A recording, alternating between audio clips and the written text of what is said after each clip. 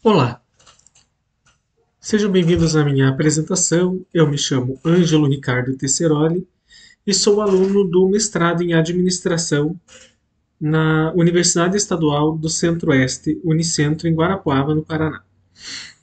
O tema do meu trabalho é Gestão de Processos Judiciais para o Enfrentamento da Judicialização Massificada de Conflitos, abordagem dos stakeholders. Esse artigo eu desenvolvi durante o meu mestrado, sob a orientação do professor Dr. Luciano Ferreira de Lima. Bem, a, o Poder Judiciário brasileiro, especialmente as secretarias cíveis, judiciais cíveis, também conhecidas como cartórios judiciais, tem percebido nos últimos anos o ajuizamento de ações de forma massificada, também chamadas de demandas predatórias. São ações movidas por um grande número de pessoas contra empresas, entidades, operadoras de telefonia, bancos, empresas de saneamento básico, operadoras de planos de saúde, entre outras.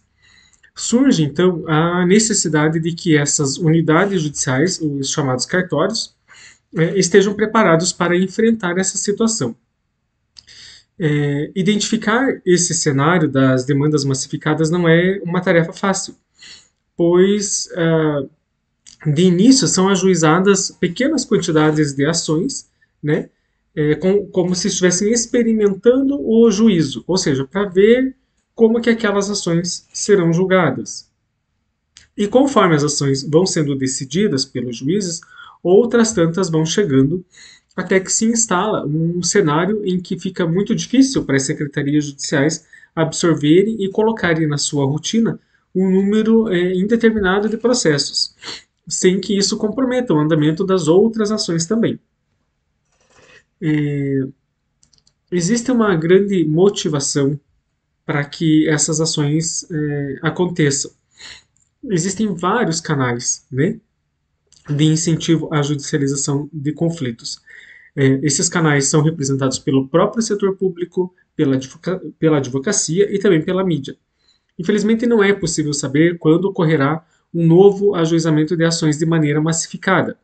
E quando ocorre, o despreparo gerencial das unidades judiciais colabora para a morosidade dos julgamentos destas ações e das ações ordinárias em trâmite.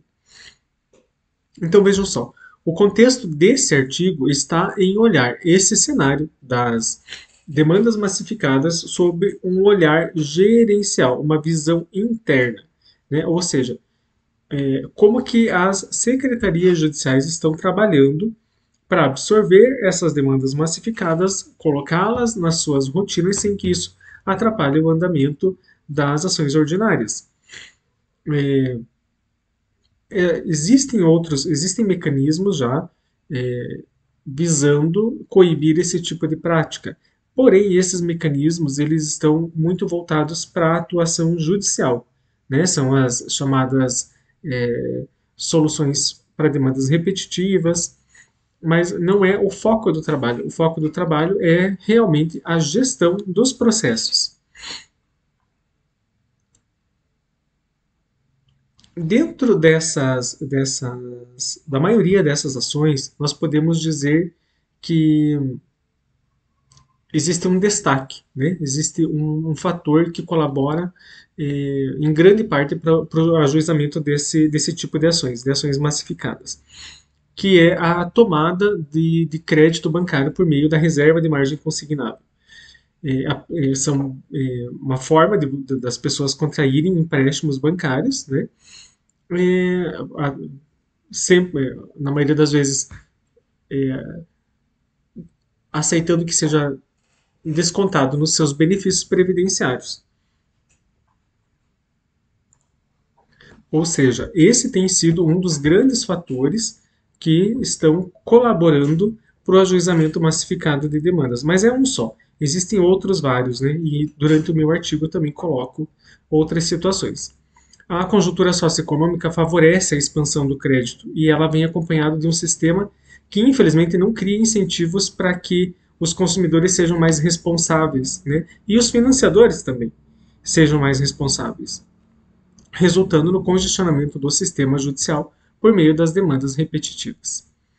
Esta situação exige, então, uma especial atenção do judiciário, pois não é possível haver um gerenciamento processual efetivo sem mecanismos estratégicos previamente estabelecidos e sem conhecer os tipos de negócios que dão origem às demandas de massa. Então, na busca por estratégias administrativas eficientes para o gerenciamento dessas demandas, nós nos deparamos com a abordagem dos stakeholders. Então, um dos grandes teóricos dessa abordagem, Freeman, né, que escreveu os seus estudos ali por volta de 1984, ele definiu o termo stakeholder como qualquer grupo ou indivíduo que afeta ou é afetado pelo alcance dos objetivos da empresa. Então, a teoria dos stakeholders, ela investiga o modo como dinamicamente se estabelecem as relações de interesse, interferência e influência dos grupos que interagem com a instituição, sendo relevante a sua identificação e categorização. Então, o artigo ele pretende evidenciar que as demandas de massa representam uma dificuldade na rotina das unidades judiciais, reclamando mecanismos padronizados de gestão processual para o enfrentamento das ações ajuizadas massificamente. Como que nós pretendemos fazer isso? Esse alcance de objetivos, esse alcance de estratégias de gestão processual por meio da abordagem dos stakeholders, que nos propõe identificar quem são os atores envolvidos no contexto. Então, aqui no meu artigo eu falo um pouco mais sobre o problema e a questão de pesquisa, né? E eu enfatizo que nós vivemos em uma sociedade de massa, fruto de processos de urbanização, industrialização e informatização. Desse modo, pode-se dizer que muitas das relações jurídicas nesta sociedade são padronizadas. Então, uma determinada questão jurídica que atinge um consumidor de forma isolada pode passar a atingir milhares de pessoas. Some-se a isso, né, o fato de que a Constituição de 88 ela abriu as portas do judiciário para um número indeterminado de pessoas, porque ela prevê o princípio da inafastabilidade da jurisdição.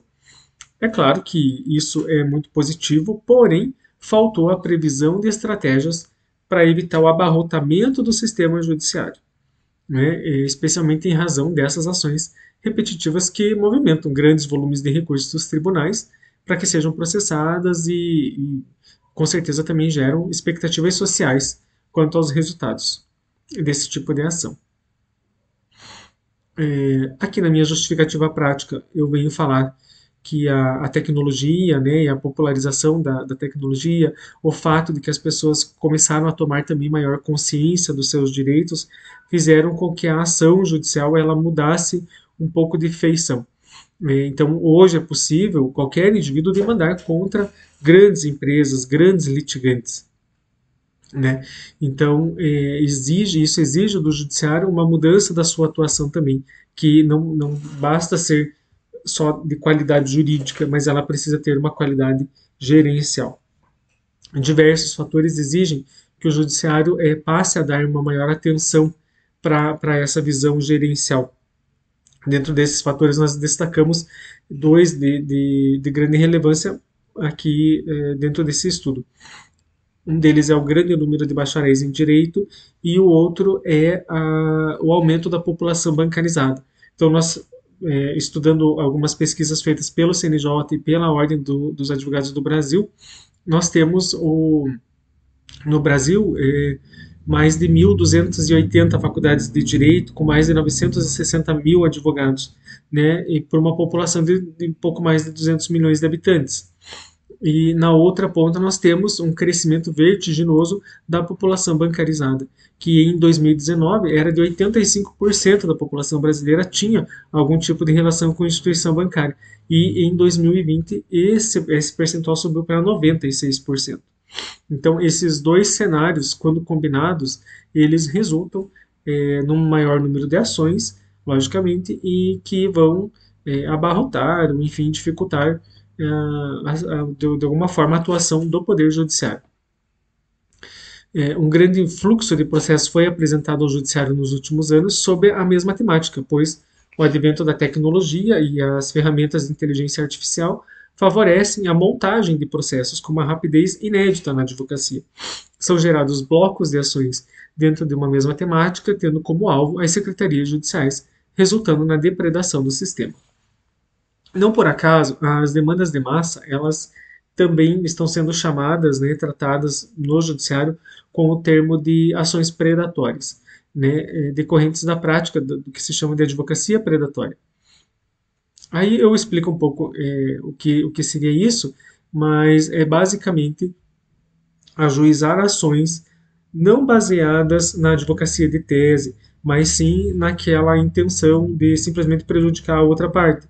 A advocacia predatória ela é muito complicada porque ela muitas vezes é praticada por pessoas que não estão regularmente inscritos na OAB, né? Utilizam de artifícios e mecanismos para o ajuizamento de ações sem estarem regularmente inscritos no órgão de classe.